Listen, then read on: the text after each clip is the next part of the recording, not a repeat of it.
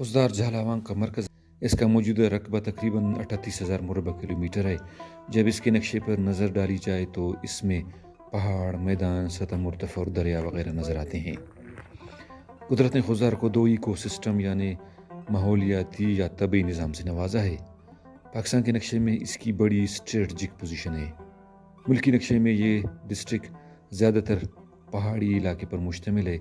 जो अहम पहाड़िया सिलसिले जिनमें कोई वस्ती बिराहुई, कोई फब और खीरतर का ज़्यादातर हिस्सा है, इसी डिस्ट्रिक्ट में वाक़ है। खुजदार की सबसे ऊंची चोटी ड्राकेल, जहाँ 5,000 साल पुराने नकूश, लिखाइयाँ और कीमती नवादरात मिले हैं, खुजदारी में वाक़ है। तारीख़ी मशहूर गुज़रगाह दर्रे मूला, तारीख़ी जगहों का इलाका गाज, गारों का इलाका कोलाची, जिनमें पुराने दौर की नकूश और लिखाइयाँ मौजूद है, इसी डिस्ट्रिक्ट में है। पुराने दौर के पानी के फॉसिल्स के इलाके घोड़ा व कप्पर और हुर भी खुजदार में वाक़ है। सबसे बढ़कर ढाडोर, जिसे बहुत कम लोग जानते हैं, जो काफ़ी पुरानी तहजीब है, जो कि मोहनजोदारो, मेहरगढ़, हड़प्पा और दूसरे तहजीबों से किसी भी लिहाज से कम नहीं, खुजदार के मशरक़ में ज़िला जलमग सी के बॉर्डर के पास खुजदारी में मौजूद है। तारीख़ी गोरबंद, जिन्हें एम्बैंकमेंट्स या डाइक्स कहते हैं, जो कि पुराने ज़माने में पानी जमा करने के लिए इस्तेमाल होते थे, ज़िला खुजदार के मुख्तलिफ इलाकों में पाए जाते हैं। यहाँ गोरबंद और पुराने तर्ज के गैरेनरीज यानी गोदामों की मौजूदगी इस बात की दलील है कि पुराने ज़माने में यहाँ के लोग ज़राअत में काफ़ी माहिर रहे हैं। पत्थरों और पहाड़ों पर तारीख़ी कंदकारी और नकूश, रेत और मिट्टी के मिलाप से बनी हुई अशिया, जिन्हें टेराकोटा प्रोडक्ट्स कहते हैं। इसके अलावा ग्रोटोज यानी छोटे छोटे कुदरती खूबसूरत गारें और मुख्तलिफ़ किस्म के हाथ से बनी हुई तस्वीरें जो सारूने के पत्थरों और पहाड़ों से मिले हैं, खुजदार की तारीख़ी अहमियत के बारे में बहुत कुछ बताते हैं। तारीख़ में खुजदार को मुख्तलिफ़ नामों से पुकारा गया है। खुजदार का एक नाम कज़दार भी रहा है। कज़ मतलब रेशम और दार जगह यानी रेशम वाली जगह। मगर बाद में उमर बिन अब्दुल्ला इस इलाके के गवर्नर ने, जिसका हेड क्वार्टर कंदाबील यानी गंदावा था, जो बाद में 40 हिजरी में बरास्ता दर्रे मूला खुजदार आए थे और इसकी खूबसूरती, नदी नालों, ज़राअत और मौसम से मुतासिर होकर इसका नाम खुजदार रखा था। अरबी में खुज का मतलब पकड़ना और दार फारसी में जगह को कहते हैं। इन दोनों अल्फाज को मिलाकर उसने इसका नाम खुजदार रखा था, मतलब इसी जगह जो यहाँ आए तो वो यहाँ का होकर रहे। मुख्तलिफ तारीख़दानों की किताबों में हम पढ़ते हैं कि यहाँ पहले द्रावड़ी नस्ल के लोग आबाद थे। 1600 कबल मसीह में आर्यांस ने इस इलाके पर हमला किया और उन्होंने 26 द्रावड़ी ग्रोहों सिवाय द्रावड़ी बिराइयों के बाकी सबको यहाँ से भगा दिया। कुछ तारीख़दान, जिनमें कृष्णा मोती भी शामिल है, इन ग्रोहों को 22 की तादाद बताते हैं।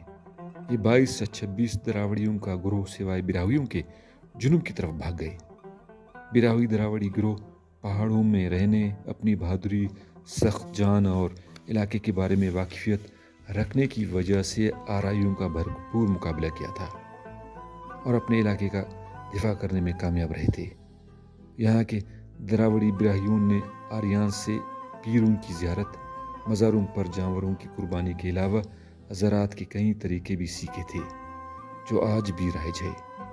तारीख़दान ये भी लिखते हैं कि जब 322 कबल मसीह सिकंदर आज़म, जिसे अलेक्जेंडर ग्रेट भी कहते हैं, जब जनूबी इंडिया से हेरात की तरफ जा रहे थे, तो उसी दौरान उसकी फ़ौज का एक हिस्सा दर्रे मूला से होते हुए झालावाड़ आए और इस इलाके को कब्जा किया था। 230 कबल मसीह जब बाबुल के मकाम पर अलेक्जेंडर ग्रेट का इंतकाल हुआ था, तो इसके मशहूर जनरल कालिकोस नेक्टर ने इस तमाम इलाके को अपने तहवील में लिया था। लेकिन एक साल बाद चंद्रगुप्ता मौर्य ने उसको शिकस्त देकर इन इलाकों को अपने कब्जे में लिया था।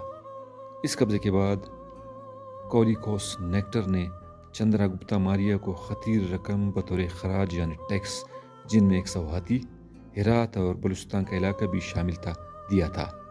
ये वो दौर था जब बुद्धिज़्म यानी बुद्ध मत मज़हब ने झालावाड़ में अपने कदम जमा दिए थे। यही वजह है कि आज भी झालावाड़ के इलाके में बुद्ध मत के कहीं निशानियाँ आसारी कदमी की जगहों पर, जिनमें बुद्ध मत की اسٹوپا یعنی پتھر کے مجسمے، لکھائی اور نقوش غاروں، بڑے پتھروں، پہاڑوں اور دمبوں میں دفن ملتے ہیں۔ خضار کو امیر معاویہ رضی اللہ تعالیٰ عنہ نے سن 624 میں فتح کیا تھا، مگر عربوں کو اس علاقے کو قبضہ کرنے کے لیے حضرت عمر رضی اللہ تعالیٰ عنہ کے دور سے تیاریاں ہو رہی تھی۔ خضار کو فتح کرنے کے لیے یہ اہم کام صحابی رسول صلی اللہ علیہ وآلہ وسلم حضرت سنان بن سلمہ کو سونپا گیا تھا۔ اس عظیم جنرل نے اس سے پہلے بھی عاصم بن عمر اور عبداللہ بن عامر کی مدد سے مکران اور کلات کے ملٹری مہمات میں کامیابی سے حصہ لے چکے تھے۔ حضرت سنان بن سلمہ خضار کی جغرافیہ، لوگوں کی جنگی حکمت عملیوں اور بہادری کے بارے میں بہت کچھ جانتے تھے، چنانچہ انہوں نے اپنی تمام تر فوجی حکمت عملیوں اور اعلیٰ صلاحیتوں کو بروئے کار لاتے ہوئے اس اہم ذمہ داری کو کامیابی سے تکمیل تک پہنچایا تھا۔ ان کے دور میں خضر میں بغاوت کی مہم بھی چلی تھی، مگر انہوں نے دانش مندی سے جلد اس کو قابو کیا تھا۔ وہ ایک باصلاحیت جنرل، نرم مزاج اور اسلامی تعلیمات پر عمل پیرا اچھی شخصیت کے مالک تھے۔ ان کی بہادری، اعلیٰ شخصیت اور سیاسی بصیرت نے خضر کو فتح کرنے میں اس کی کافی مدد کی۔ لوگوں کے دلوں کو جیتنے اور خوش رکھنے میں ان کا اپنا الگ طریقہ تھا۔ یہی وجہ ہے کہ جہلاوان میں اکثر لوگ ان کے دور حکومت میں بخوشی دائرہ اسلام میں داخل ہوئے تھے۔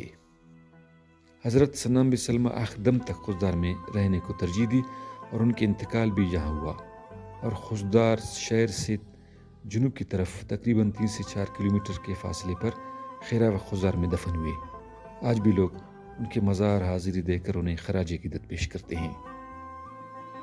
عربوں کے بعد خضدار غزنوی حکمرانوں کے زیر تسلط رہا، جس کو سبکتگین کے دور 977 عیسوی میں فتح کیا گیا تھا، اور بعد میں ان کے بیٹے محمود غزنوی کے زیر تسلط رہا۔ پھر چاگاتی، جو کہ چنگیز خان کے بیٹے تھے، 1230 عیسوی میں یہاں حکومت کی۔ اس کے بعد جلدی 1225 عیسوی میں سلطان شمس الدین التمش نے خضار کو فتح کیا۔ مغل دور 1526 تک خضار پر مختلف خاندانوں نے حکومت کی۔ 1526 عیسوی میں جب مغل ہندوستان پر قابض ہوئے تو انہوں نے خضار کو فتح کر کے مرزا کامران بیگ کو یہاں کا گورنر مقرر کیا۔ مرزا کامران بیگ کی حکومت کو جلدی معزول کیا گیا تو اس کے بعد میروانیوں نے کلات کو قبضہ کیا۔ انہوں نے جہلاوان کو بھی ریاست کلات کا حصہ بنایا تھا۔ تاریخ میں میروانی حکومت براوی حکومت کے نام سے جانا جاتا ہے۔ میروانیوں کے بعد احمد زئی یا خان خاندان نے جب کلات ریاست پر قابض ہوئے تو محمود خان کے دور میں مغربی سیاح یا تاریخ دان پوٹنگر سن 1810 میں جہلاوان کا دورہ کیا تھا۔ وہ اپنی کتاب میں لکھتے ہیں کہ خضار اس وقت ایک چھوٹا سا قصبہ تھا جس کی آبادی صرف 500 افراد پر مشتمل تھی۔ خضار کی تاریخ رابع خضاری کے بغیر ادھوری ہے۔ بقول محقق اور تاریخ دان سلطان احمد شاہوانی، رابع خضاری بلبل خضار کے نام سے مشہور رہی ہے۔ وہ شاہی خاندان سے تھی۔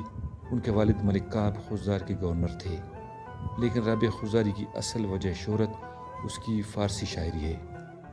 سینکڑوں سال قبل 10ویں صدی میں ایران کے مشہور شاعر رودکی اور رابع خضاری ایک ہی زمانے کے مشہور فارسی شاعر رہے ہیں۔ کہتے ہیں کہ رابع خضاری کو ان کے اپنے بھائی حارث نے قتل کیا تھا اور خضار میری بٹ کے پاس دفن ہے۔